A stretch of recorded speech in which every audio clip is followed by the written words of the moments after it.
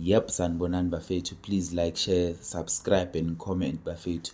Yeah bafethu, asibe nifele le treatment iyenzeka ku Sundowns kuphela. Iyenzeka ku Sundowns. I've never seen mina uSaleng, I've never seen uLodge a complain ukuthi or ama journalist abhala ukuthi uLodge uthi ufuna ukuhamba ku Pirates abamholeli imali. uSaleng unenkinga nePirates. They were never reported. In fact, they started reporting about those issues when those players joined Mamelodi Sundowns. You can check. Everyone, Sipho Mbule makadlala Sundowns, they were always reporting Sipho Mbule wants to leave Sundowns. He's not playing. Sundowns is destroying maybe potential the best midfielder of our generation. Okay, Sundowns yathini yazini asifuni ukumthengisa uMbule, mayiphele icontract ningamthatha noma ubani for free, we'll give you.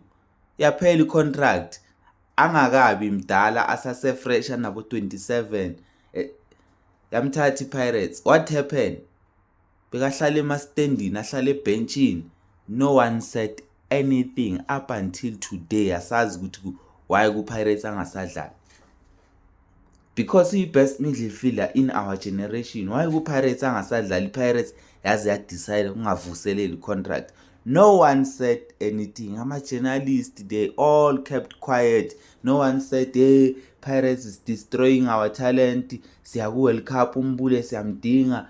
No one said anything. But 2023, before siya ku World Cup, everyone had an opinion. Cabanga uSipho Mbule mangayi ku World Cup, Sundowns is destroying our players. Hey, did Sipho Mbule go to the World Cup?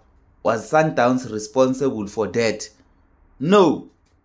Where was Sipho Mbule playing before World Cup? At Orlando Pirates. Did we get what transpired? What was the reason ukuthi Sipho Mbule angasign contract yobusithuba angayivuseleli? No.